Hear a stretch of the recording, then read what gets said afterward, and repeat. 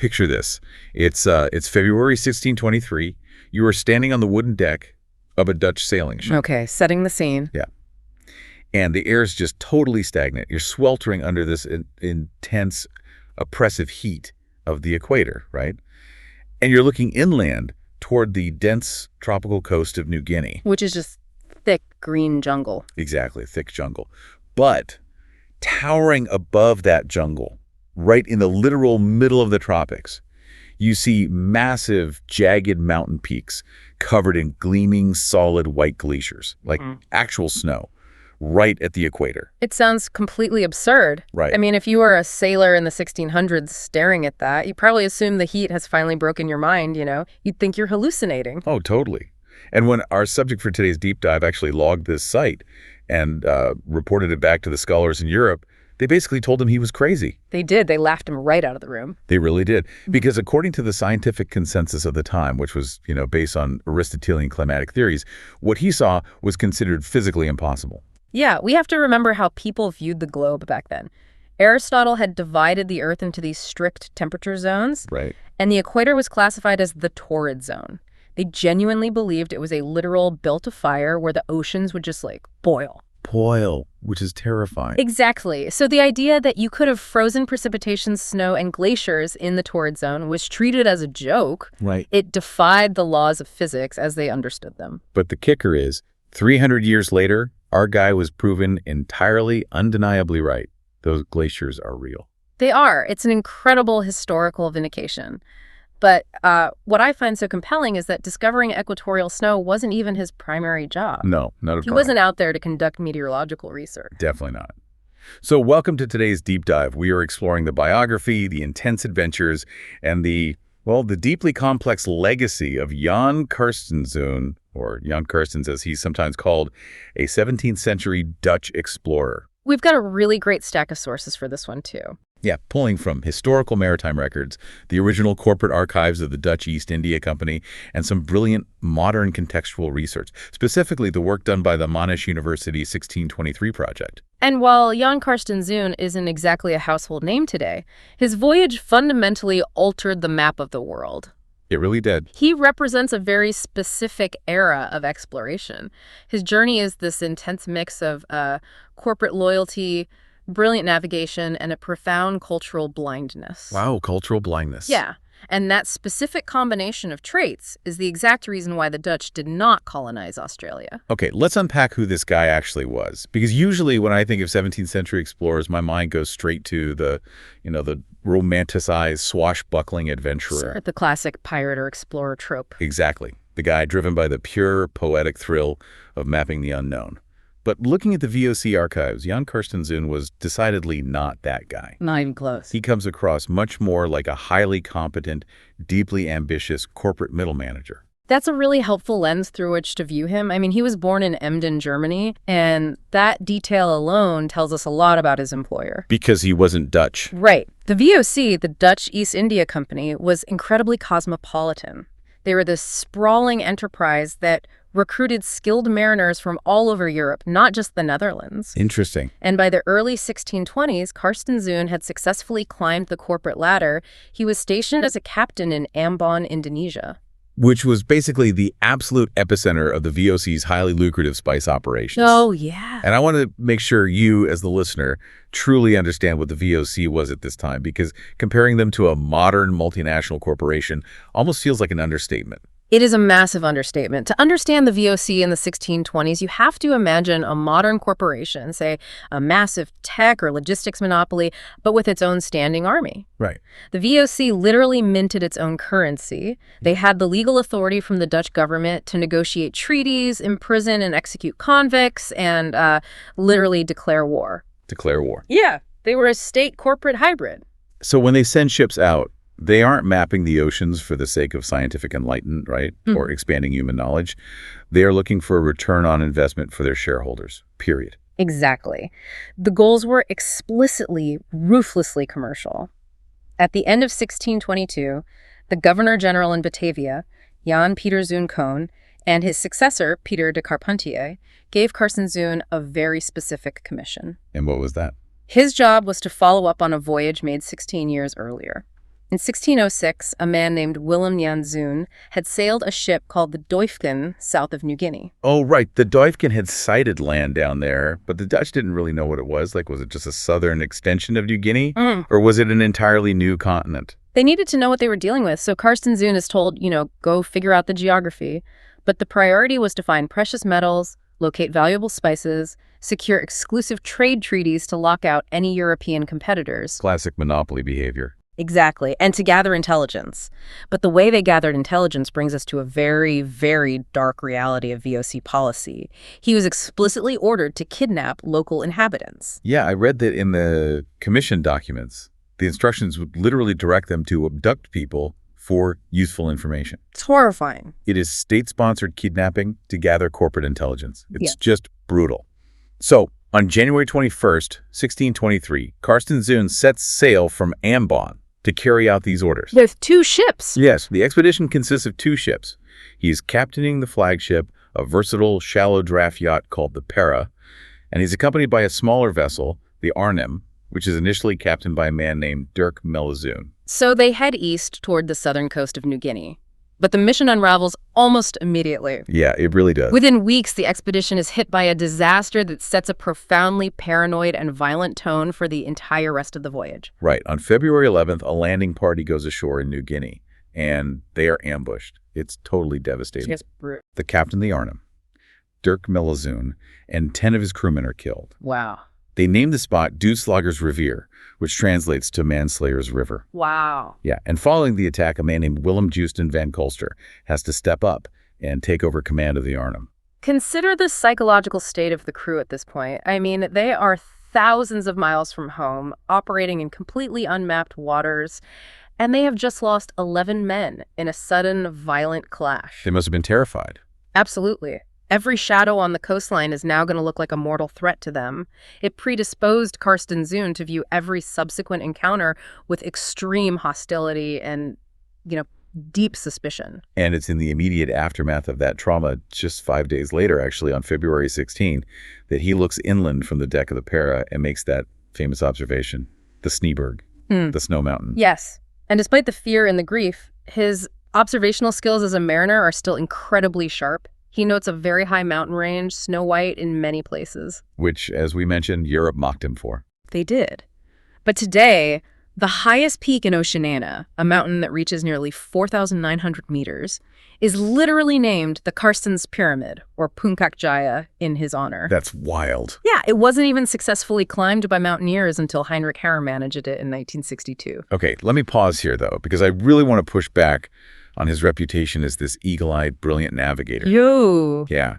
I mean, if he was so observant that he could spot glaciers from miles out at sea, how on earth did he completely miss the massive, navigable body of water separating New Guinea and Australia? That is the million-dollar question. And his failure to find it results in a 150-year cartographic blunder. You were referring to the Torres Strait. Right, because I'm looking at the specs of his ship. Yeah. The Pera was a shallow draft yacht. Yeah. It was specifically designed to navigate coastal shallows. True. So if any ship was equipped to thread the needle between New Guinea and Australia, it was his. Why did he fail? Well, it comes down to the sheer visual deception of the Torres Strait. It is not a clean, open channel of water. What does it look like? The strait is an absolute labyrinth of intricate coral reefs, shifting sandbanks, and incredibly treacherous tidal currents. Imagine standing on the deck of a 17th century wooden ship, looking out at the horizon. Okay. When a massive reef system stretches across your field of vision, the water breaking over the shallow coral creates this visual wall. From sea level, it looks exactly like an unbroken, continuous coastline. So it's basically a mirage.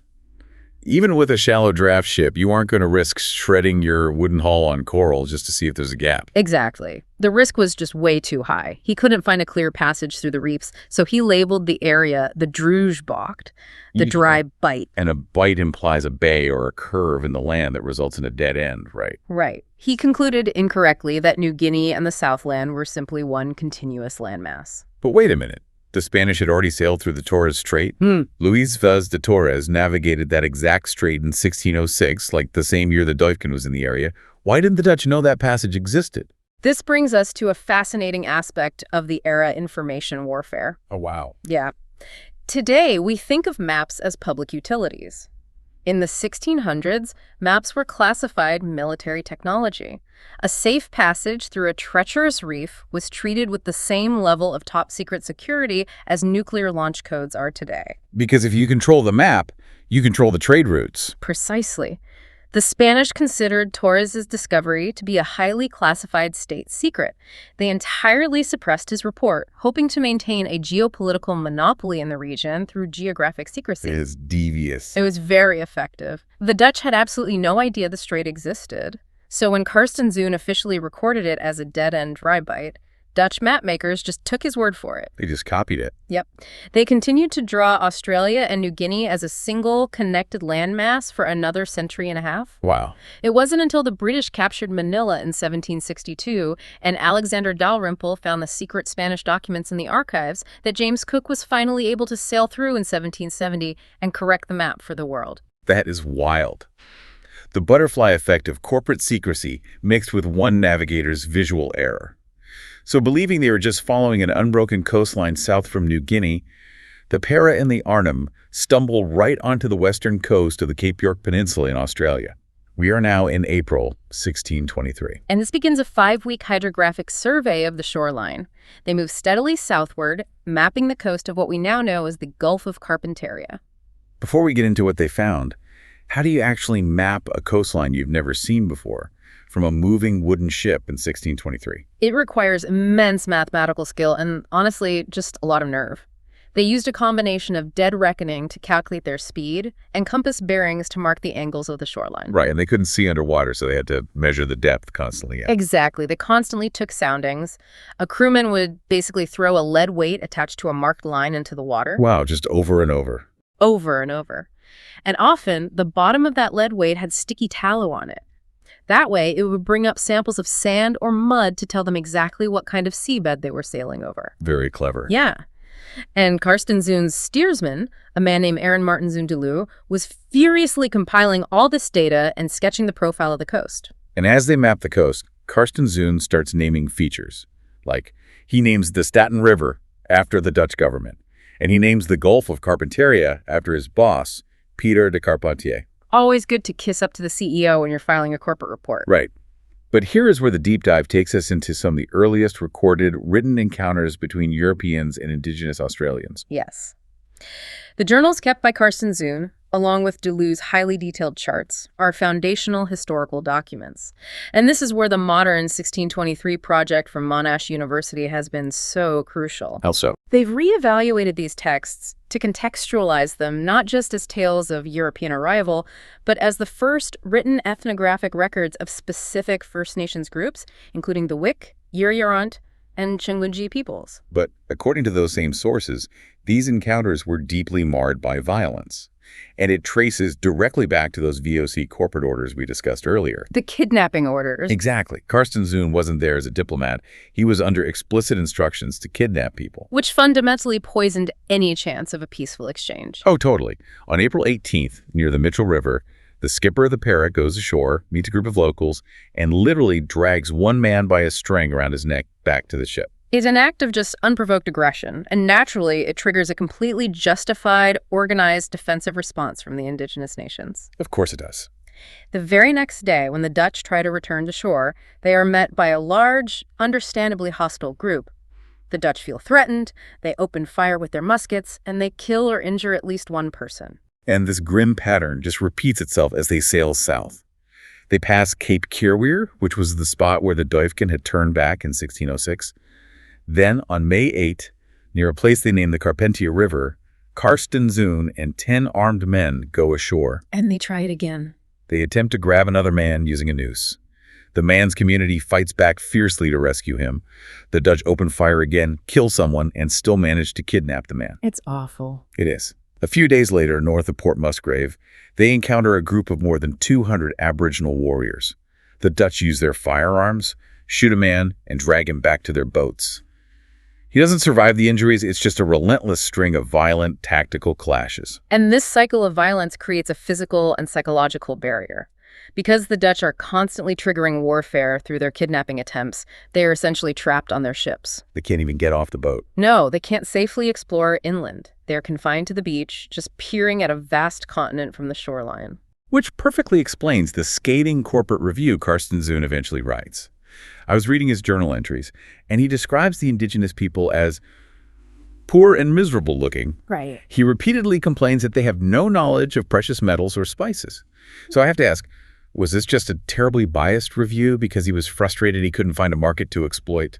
Well, it goes much deeper than simple frustration over missing gold.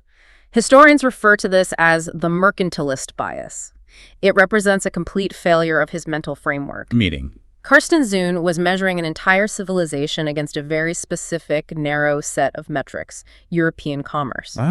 He was looking for a very specific type of wealth. Exactly. Because he didn't see fenced-in European-style agricultural farms or permanent stone cities or storehouses packed with gold and nutmeg, he concluded the land was entirely worthless. Wow. He was completely incapable of recognizing the incredibly sophisticated ecological management, the complex aquaculture, and the deep kinship structures of the indigenous nations he was violently disrupting. It's like a modern corporate manager being obsessed with a specific KPI, a key performance indicator. That's a great analogy. If you measure the success of a company solely by its immediate quarterly profit, you might entirely miss the long-term foundational value of its culture or research. Carstenszoon's KPI was spices and gold. Because Australia didn't meet that KPI, he gave the entire continent a failing grade. That's a powerful way to frame it. The 1623 project emphasizes that while his journals are vital records of the material culture he accurately noted their fire sticks, their canoes, their body painting. He completely missed the profound spiritual and ecological connection to the country he was charting. He observed the physical items but entirely misunderstood the society. Yes, exactly. So because they couldn't go inland, and because they fundamentally misunderstood the value of what they did see, what happens to the expedition? Well, on April 27, 1623, after weeks of this tense, violent surveying, the two ships separate, the Arnhem, under the command of Van Colster, actually breaks from the standing orders. Oh, really? Yeah, a storm separates them, and the Arnhem heads west, straight across the Gulf. And by doing that, Van Colster and his crew become the first Europeans to sight the eastern coast of what is now called Arnhem Land. They do. Meanwhile, Carstenszoon takes the Pera and heads back to base. He arrives in Ambon on June 8, 1623. And it's upon his return that he files his infamous final report to the VOC directors, where he writes this absolutely damning review of Australia. He calls the land barren, swampy, and infertile. He describes the inhabitants as barbarians and explicitly states there is absolutely nothing of value there for global markets. Right. He tells his bosses the return on investment is zero. What's fascinating here is the massive historical irony. We have to separate the expedition's technical success from its economic failure. Okay, what do you mean? From a hydrographic standpoint, the mission was a triumph. The charts drawn by Deleu were brilliant. They mapped a massive chunk of coastline with incredible mathematical precision, providing a vastly more accurate picture of the Gulf than any previous map. So they were good at the technical part. Very good. In fact, those charts became the gold standard. They were incorporated into the official, top-secret VOC maps by the master cartographer Hessel Gerrits just a few years later in 1627. So the maps were a massive success. But the economic assessment was a total failure. And because the VOC was a corporation, first and foremost, they listened to the economic assessments. By declaring the region unprofitable and devoid of trade goods, Carstenszoon effectively killed Dutch interest in Australia for decades. He basically wrote a one-star Yelp review that kept the Dutch away. He really did. He accidentally saved the continent from Dutch colonization. I mean, think about it. If he had found gold, or if he had possessed the cultural flexibility to understand the sophisticated societies there and somehow spun that into a trade opportunity, the VOC would have swarmed the place with heavily armed merchant fleets. Oh, without a doubt. But because of his pessimistic report, the Dutch largely ignored it, leaving it alone until the British arrived with Captain James Cook over a century later. It truly is one of the greatest what-ifs in maritime history. His rigid corporate mindset, his inability to see the value of Australia, preserved it from becoming another exploited node in the Dutch East Indies Empire. And then, after filing this world-changing report, Jan Carstensz does something truly bizarre for a guy who just mapped a continent. He vanishes. It's true. He disappears almost entirely from the historical record. The sources point out that even the definitive Dutch dictionary of biography doesn't have his birth date or his death date. We know he was a highly valued, ambitious executive in the early 1620s, but after 1623, nothing. Nothing at all. There were no records of his later career, no marriage certificates, no death records. He just fades into obscurity. He leaves behind a legacy etched onto maps, a giant pyramid mountain in New Guinea, and a massive gulf in Australia, but the man himself becomes a ghost. It is a stark reminder of how history actually happens. It's rarely made by demigods aware of their own destiny. History is often made by middle managers who are just doing their jobs, surviving a terrifying journey, filing their paperwork and moving on, completely unaware of the centuries of geopolitical impact that paperwork will have. So to summarize this wild journey for you, we have Jan Carstenszoon, a corporate executive for a 17th century state corporate monopoly. He discovers snow on the equator and gets mocked by the smartest minds in Europe. Yep.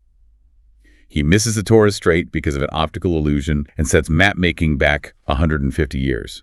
He maps a massive chunk of the Australian continent using just lead lines and math. He violently alienates the First Nations people he meets because of terrible corporate kidnapping policies. And finally, he writes a one-star review that accidentally changes the entire colonial destiny of Australia. And then, poof, gone. The true insight here, the element that makes Carstenszoon's story so enduring, is what it reveals about the nature of maps. We tend to think of maps as objective geography. But Carstenszoon's map of the Dry Bight shows us that maps are actually physical manifestations of a culture's economic priorities. That makes sense. He literally drew a fake dead end on a map simply because his brain couldn't process navigating a landscape that didn't feature European trade goods. His perspective dictated his geography. That is a profound realization. Think about the sheer power of perspective. Carstenszoon looked at a vibrant, complex continent and saw only what it lacked. Because it didn't fit his incredibly narrow corporate metrics, he declared it barren. Exactly. It makes you wonder, as a listener, how much of our own world do you misjudge today simply because you are using the wrong metric to measure its value? Yeah. What are you looking at right now and calling barren just because it doesn't fit a conventional definition of success? When you only look for gold, you miss everything else. The maps we navigate by aren't just drawn with ink, they're drawn with our own biases. Thank you for joining us on this deep dive into the archives. And the next time someone tells you something is impossible, like snow on the equator and the sweltering heat, maybe don't laugh at them right away. They might just have a mountain named after them 300 years from now. Keep questioning the maps you navigate by. Catch you next time.